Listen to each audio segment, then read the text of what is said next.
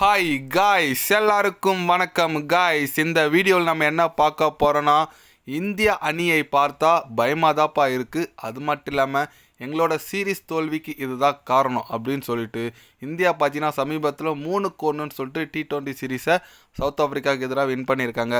தோல்வி குறித்து south Africa அணியின் கேப்டன் பார்த்தீங்கன்னா சில பல கருத்துக்கள் பேசியிருக்காரு. அது மட்டும் இல்லாமல் எங்கள் தோல்விக்கு இதுதான் காரணம் அப்படின்னு சொல்லியிருக்காரு. அவர் என்ன சொன்னார், ஏது சொன்னார் சொல்லிட்டு வீடியோ டீட்டெயில்டாக பார்க்கலாம். அதுக்கு முன்னே நீங்கள் நம்ம சேனலுக்கு புதுசாக வந்திருந்தீங்கன்னா ஒரே ஒரு சப்ஸ்கிரைப் மட்டும் பண்ணிவிட்டு வாங்க, வீடியோக்குள்ளே போகலாம். ஆமாங்க, சமீபத்தில் பார்த்தீங்கன்னா 3-1 சொல்லிட்டு நம்ம இந்திய அணி சவுத் ஆஃப்ரிக்கா மண்ணில் போயிட்டு வின் பண்ணாங்க. அது எல்லாம் உங்களுக்கு தெரியும். ஆனால் அது குறித்து கேப்டன் என்ன சொன்னார்னு கேட்டிங்கன்னா, மாக்ரம் இந்திய அணி இப்போ இருக்கிறதுலே ரொம்ப வலுவான அணியாக இருக்காங்க. T20யில் ரொம்ப அசுரத்தனமாக இருக்காங்க. அவங்களோட எப்படி கட்டுப்படுத்துறதுனே தெரியல. எங்களை எந்த ஒரு இடத்துலையும் அவங்க இடத்துக்கு அவங்க ஃப்ரீயாகவே இல்லை. எங்களை ப்ரெஷர்லேயே வச்சுட்டு தாங்க. அதனால தான் எங்கள் தோல்விக்கு முக்கிய காரணம். அது மட்டும் இல்லாமல் நாங்கள் எப்போல்லாம் கேமில் வரோன்னு நினைக்கிறோமோ அப்போல்லாம் அவங்களோட நல்ல இன்டர்நெட்டை காமிச்சு எங்கள் அந்த கேம்லேயே வர முடியாமல் தடுத்தாங்க. அதுதான் எங்களோட முக்கிய தோல்விக்கு காரணம். அது மட்டும் இல்லாமல் எங்கள் அணி பந்து வீச்சாளர்கள் இன்னும் கொஞ்சம் நல்லா போட்டிருக்கலாம்னு நினைக்கிறேன். ஏன்னா இப்போ இருக்கிற ஸ்டாண்டில் 200 சாதாரண ரன்னு தான் இருந்தாலும் 283 வந்து சாதாரண ரன்னு கிடையாது. அது சேஸ் பண்ண முடியாத அளவுக்கு ரன்னு தான். இன்னும் கொஞ்சம் கம்மியாக 210 இருந்தால் கூட நாங்கள் கண்டிப்பாக சேஸ் பண்ணியிருப்போம். ஆனால் இந்திய அணி வீரர்கள் பேட்ஸ்மேன்கள் உண்மையாக சூப்பராக விளையாடினாங்க. என்னோட வாழ்த்துக்கள் அவங்களுக்கு தெரிவிச்சுக்கிறேன் அப்படின்னு சொன்னாருங்க நம்ம மாக்ரம். ஆமாங்க, அவர் சொல்கிற மாதிரி T20யில் இப்போ 200 ரன்னுன்றதுல சாதாரண விஷயங்க. எல்லா டீமும் அடிக்குதுங்க. இப்போ பார்த்தீங்கன்னா 200 ரன்னு சேஸும் பண்ணுறாங்க. அந்த காலத்திலலாம் 170 160 டிஃபெண்ட் பண்ண காலம் போயிட்டு இப்போ 200 அடித்தா கூட பத்த மாட்டேங்குது. அந்தளவுக்கு தான் இப்போ கிரிக்கெட் T20 வளர்ந்துருக்கு.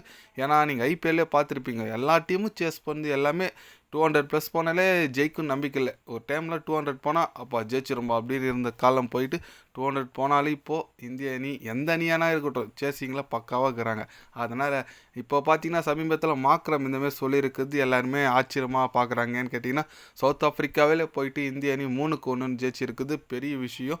இத்தனைக்கும் விராட் கோலி இல்லை, ரோஹித் சர்மா இல்லை, பும்ரா இல்லை, நிறைய சீனியர் பிளேயர் யாருமே இல்லை, ஜடேஜா எல்லாமே யாருமே இல்லைங்க. எல்லாமே வெறும் யங்ஸ்டாராக மட்டும் போய் ஜெயிச்சிருக்காங்க. ஏன்னா ரோஹித் சர்மா, விராட் கோலி, ஜடேஜாலாம் T20 ரிட்டையர் ஆகிட்டாங்க. அவங்க போயிட்டு பிறகு இந்திய அணி எப்படி இருக்கும் அப்படின்னு சொல்லிட்டு நிறைய கேள்விகள் வந்துட்டு இருந்துச்சு. ஆனால் அதை விட நாங்கள் பெட்டராக உருவாகி காட்டுவோன்னு சொல்லிட்டு இப்போ பெட்டராக உருவாகிருக்காங்கன்னு சொல்லலாம். ஸ்பின்னர்ஸு, அப்புறம் நம்ம ரவி பிஷ்ணாய், வருண் சக்கரவர்த்தி எல்லாம் சூப்பராக போட்டாங்க. ஃபாஸ்ட் பவுலிங் ஹர்தீப் சிங் சொல்லி ஆக வேண்டும். இப்போதைக்கு இந்தியாவில் பார்த்தீங்கன்னா ஹையஸ்ட் விக்கெட் டேக்கரில் T20யில் ரெண்டாவது இடத்துல இருக்கார். கிட்டத்தட்ட 100 கிட்ட வந்துட்டார். 95 இருக்கார். கூட சீக்கிரம் 100 விக்கெட் முதல் இந்தியன் பவுலராக T20யில் எடுத்துருவார். அதில் எந்த விதமான சந்தேகம் இல்லை. அதனால் இந்திய அணி இப்போ இருக்கிறதுலே ரொம்ப ஒரு T20யில் அசுரத்தனமான ஒரு ஃபார்மில் இருக்காங்க. அதில் எந்த விதமான சந்தேகம் இல்லை. நீங்கள் சொல்லுங்கள், T20 சீரீஸை அசால்ட்டாக வின் பண்ணிட்டாங்க சவுத் ஆஃப்ரிக்காவுக்கு போயிட்டு. அதை குறித்து நீங்கள் என்ன நினைக்கிறீங்கன்னு சொல்லிட்டு கமெண்டில் சொல்லுங்கள். இது போன்ற ஸ்போர்ட்ஸ் நியூஸை தெரிஞ்சுக்கணுன்னா சேனலை சப்ஸ்கிரைபர் லைக் ஒன்று பண்ணிக்கோங்க. கண்டிப்பாக கிரிக்கெட் பற்றி day by day channel update வரும். மறக்காமல் சப்ஸ்கிரைப் மட்டும் கொஞ்சம் பண்ணி வச்சுக்கோங்க. நன்றி, வணக்கம்.